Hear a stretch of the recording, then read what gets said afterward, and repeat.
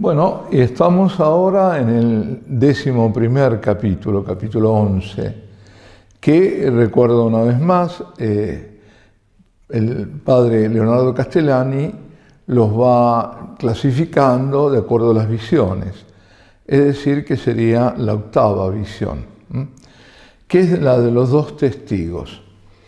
Los dos testigos, según algunos, serán Enoc y Elías, que fueron raptados, fueron llevados, que se cree que no murieron, los cuales vendrán a predicar o confortar a los gentiles y a los judíos. Según otros, esos dos testigos serán dos jefes religiosos eminentes que regirán a los dos grupos perseverantes de cristianos, fieles y judíos convertidos, quizá en el tiempo del silencio por media hora.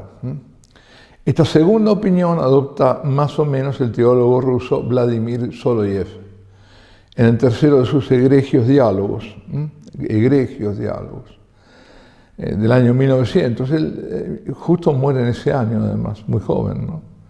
Donde construye una leyenda o imagen del Apocalipsis aplicada literalmente a nuestra época. Los dos testigos son allí Paulus y Johannes. O sea, el jefe de la Iglesia Luterana, Paulus, en los últimos tiempos, y el pontífice de la Ortodoxia Oriental, que sería Johannes, reunido finalmente a Petrus Romanus, el último papa, que eso viene también de la profecía de San Malaquías, ¿no? Ante la misma faz del anticristo se presentan, y asesinados por él y resucitados luego de 3 días y medio por Jesucristo. Dice, yo no sé cuál de las dos es buena, dice el padre, otras no hay, razonables al menos. Bueno, y el texto dice, y daré los dos testigos míos y profetizarán 1260 días, vestidos de cilicio.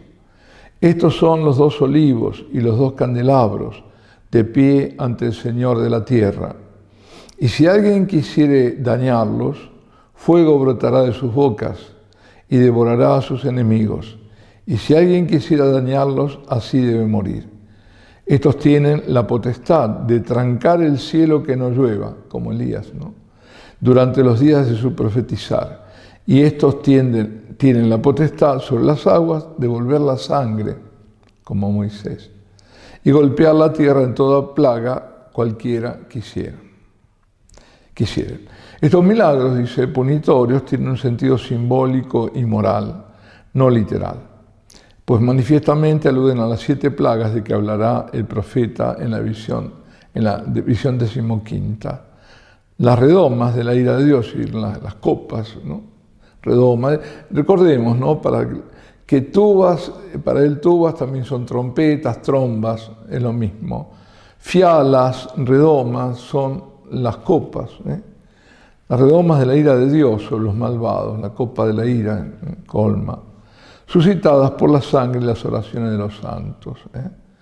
Es decir, son ellos los que piden que Dios haga justicia. Los símbolos están tomados de lo que hizo Elías, herir la tierra de sequía, y Moisés, las 7 plagas de Egipto, lo que decía además la sangre y demás. Volver el río en sangre. Y cuando terminare, dice el texto, y cuando terminaren su testimonio, la fiera que surgirá del abismo les moverá guerra y los vencerá y les dará muerte, y sus cadáveres en la plaza de la ciudad grande, la llamada espiritualmente Sodoma y Egipto, donde también el Señor de ellos fue crucificado. Jerusalén es esta ciudad, la capital del anticristo, cuando su reino será un reino pequeño, un pequeño cuerno de Daniel. ¿Se acuerdan? Que el pequeño cuerno que derrota a los demás, ese poder que es pequeño, comienza siendo pequeño y que blasfema además, y que después, antes de convertirse, dice, en la fiera en emperador. Es decir, Jerusalén es la ciudad del anticristo, cuando su reino será un reino pequeño, antes de convertirse, la fiera en emperador, restaurador del mal imperio romano II. Algunos dicen, esta ciudad grande será Roma, una Roma futura perversa, aduciendo a la leyenda del Quo Vadis, en que Cristo dice a San Pedro, voy a Roma para ser de nuevo crucificado. Cuba, ¿de dónde vas? ¿No? Rebuscada opinión parece, no se refiere al tipo. Y la Roma pagana no es llamada nunca por los apóstoles Pedro, Juan, Sodoma y Egipto, sino Babilonia. Pedro y Pablo fueron los dos testigos en el tipo, en la prefiguración de esta profecía, que es indudablemente la Roma de Nerón. Juan tomó los elementos con que compuso su Apocalipsis de las cosas y sucesos contemporáneos, como es uso de todos los profetas. E incluso el número del anticristo, 666, es probablemente el nombre del primer anticristo, Nerón, porque es Nero, César,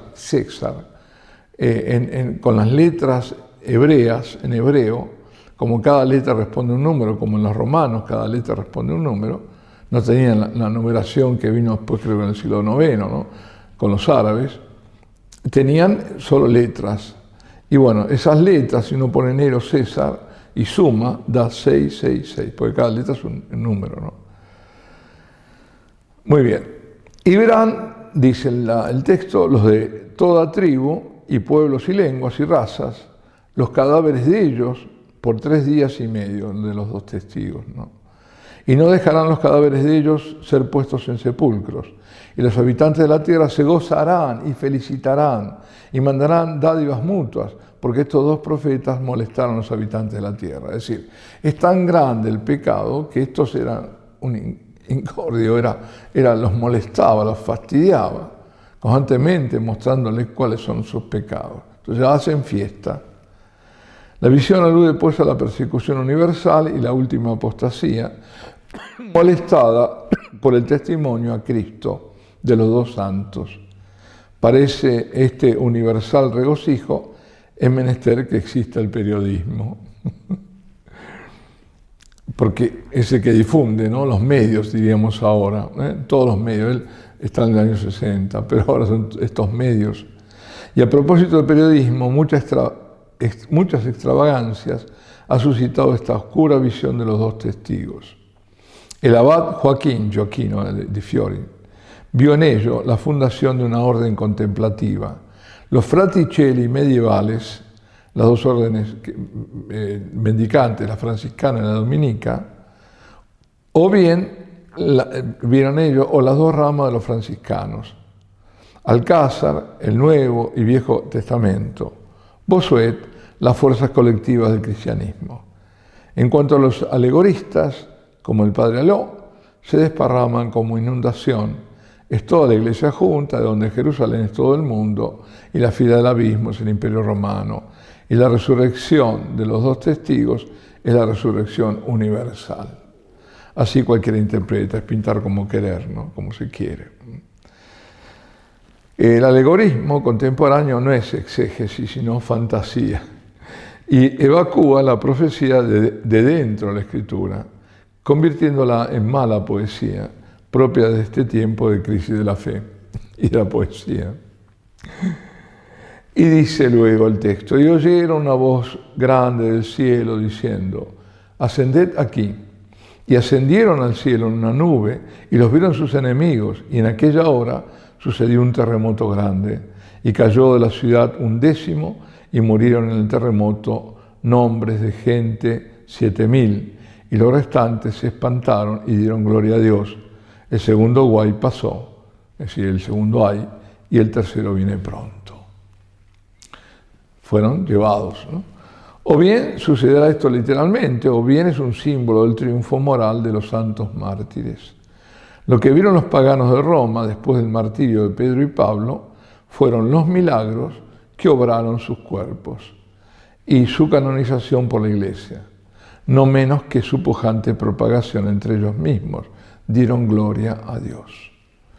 El texto indica bastante claramente un suceso anterior al imperio del anticristo, o en sus comienzos, no del tiempo de la gran persecución, la cual está significada más tarde en la visión 11ª. Contra esto está el número de 2260 días, que es el típico del imperio del anticristo y la última persecución. Pero ese número tipo puede haber sido puesto por Juan simplemente como signo reconicial, para reconocernos, de la fiera, que reinará en pleno solamente 3 años y medio. ¿Y qué 3 años y medio? Bueno, aquí nos detenemos.